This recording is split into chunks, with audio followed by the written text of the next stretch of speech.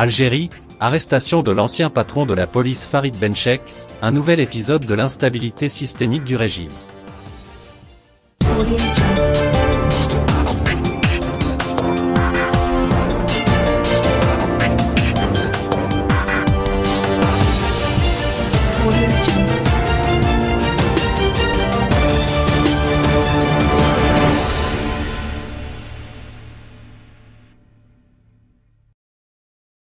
Comme on s'y attendait, des informations concordantes annoncent que l'ancien patron de la police algérienne, Farid Benchek, démis de ses fonctions à la tête de la DGSN en début de cette année, a été arrêté jeudi dernier par des agents de la sécurité militaire et placé en détention.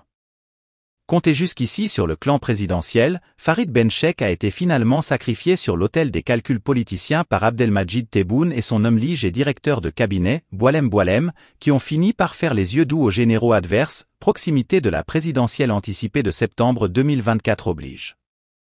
Le 3 janvier dernier, Farid Benchek a été brutalement débarqué du poste de directeur général de la Sûreté nationale algérienne, qu'il occupait depuis mars 2021.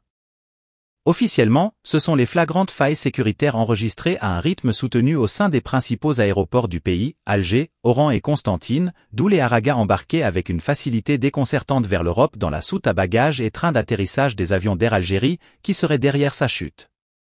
En réalité, dès son renvoi expéditif et son remplacement à la tête de la DGSN algérienne, Farid Benchek avait été assigné à résidence, privé de son passeport et frappé d'une interdiction de sortie du territoire national.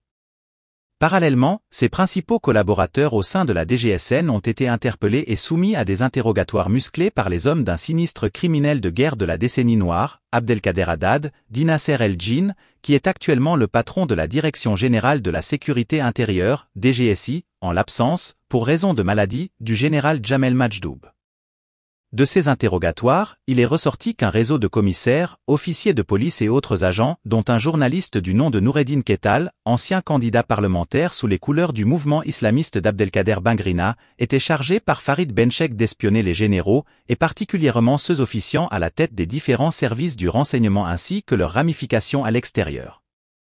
Certains épisodes, qui ont eu lieu en 2023, ont déjà donné le ton des manœuvres de Farid Benchek contre les renseignements algériens, dont on lui prêtait l'ambition de les fragiliser en vue de les mettre sous sa coupe.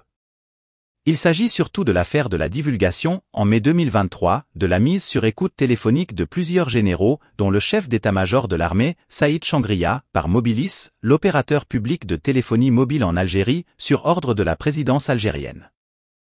Il s'agit aussi de l'agression, quelques semaines plus tard à Paris, de Saïd Bensedira, youtubeur, agent et porte-voix attitré de la famille de Khaled Nezar, installé à Londres, et qui a été dépouillé de son téléphone portable par les hommes de Farid Benchek.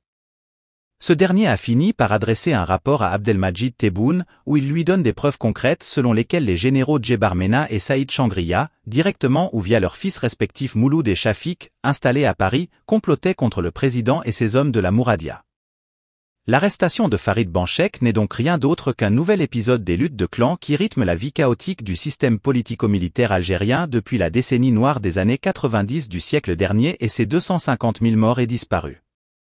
Cette lutte des clans bat toujours son plein, comme l'attestent les centaines de hauts responsables civils et militaires actuellement en prison, sans parler de ceux qui y ont été tués sous la torture.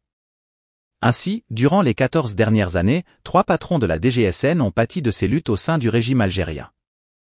L'on se rappelle que le 25 février 2010, le directeur général de la Sûreté nationale et colonel de l'armée, Ali Tounsi, membre du clan du général Toufik, avait été assassiné dans son bureau par Chouaïb Oultache, un autre colonel de l'armée, chef de l'escadre de la police de l'air.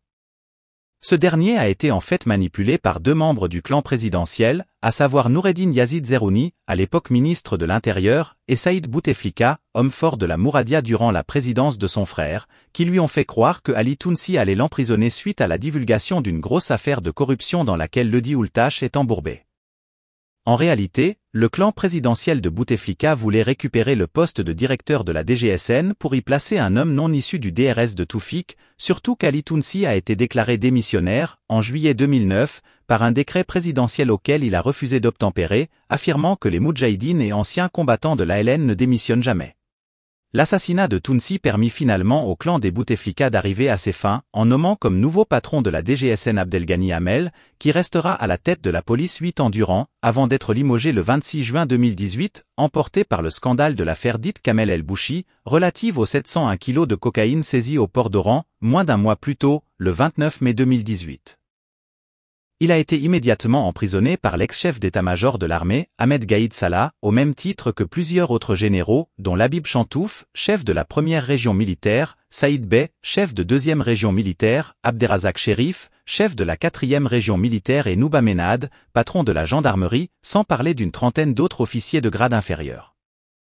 Dans cette purge sans précédent au sein de l'armée algérienne, seul le général Hassen Tafé, un moudjahid, chef de l'armée de terre à l'époque, a été épargné de la prison et mis à la retraite, avant d'être remplacé par un certain Saïd Changria, sauvé de la prison par l'adjudant-chef Guermit Bounouira, secrétaire particulier de Gaïd Salah, aujourd'hui emprisonné et devenu handicapé suite aux tortures subies. En 2020, le général-major Mohamed Medienne, dit Toufik, sorti de prison à la mort de Gaïd Salah, va lui aussi mener une purge implacable en se vengeant des généraux de ce dernier, et surtout de l'ex-directeur de la DGSN, Abdelghani Hamel, dont il a doublé la peine de prison, de 8 à 16 ans, pour avoir activement participé, avec le général Atman Tartag, dit Bachir, et Saïd Bouteflika, tous trois encore en prison, au démantèlement du DRS et à l'emprisonnement des généraux Hassan et Djebar Mena, entre autres, ou à la fuite de nombre de ses principaux chefs de file, dont le général Khaled Nezar et Nasser El-Djin, qui a été placé à la tête des renseignements intérieurs. La purge initiée par le clan Toufik, 4 mois seulement après la mort douteuse de Gaïd Salah, va envoyer en prison de hauts responsables de l'armée, dont de nombreux chefs des différents services de renseignement. Ainsi, en plus du maintien en prison de Bachir Tartag, ancien coordinateur des services de renseignement, suivront Bouaza Wassini, ancien DGSI, Mohamed Bouzid Di Youssef, DDSE, Sid Ali Ould Mirli, DDSE, et plus récemment Abdelghani Ragdi, DGSI et DDSE, accusé d'être un agent des Émirats Arabes Unis, où il fut attaché militaire durant de longues années. À ces chefs des services de renseignement, il faut ajouter le général Abdelhamid Gris, ex-secrétaire général du ministère de la Défense. Ces purges interminables et ces vendettas, sans fin, montrent qu'il n'existe pas d'État en Algérie, mais des gangs qui se livrent une guerre sans merci pour servir des intérêts personnels. Reste maintenant à savoir pourquoi le président algérien, également chef suprême des armées et ministre de la Défense, n'a pas osé sanctionner ces généraux qui ont comploté contre l'institution présidentielle, comme le lui a prouvé Farid Benchek. Il faut dire que Abdelmadjid Tebboune, parachuté à la présidence par l'armée, a besoin de la protection et du soutien du général Saïd Changria, car il est convaincu que, s'il quitte la Mouradia en septembre prochain, les généraux Djebar Mena, Nasser El-Djin et autres hommes de main sans scrupules du général Toufik vont l'envoyer en prison, ainsi que ses 2 fils. Pour sa part, le chef d'état-major de l'armée algérienne a besoin d'un président faible comme Tebboune, car tant que ce dernier est maintenu à la présidence, Changria aura la garantie de rester à la tête de l'armée, s'évitant ainsi une mise à l'écart, synonyme d'éventuel règlement de compte avec d'autres généraux.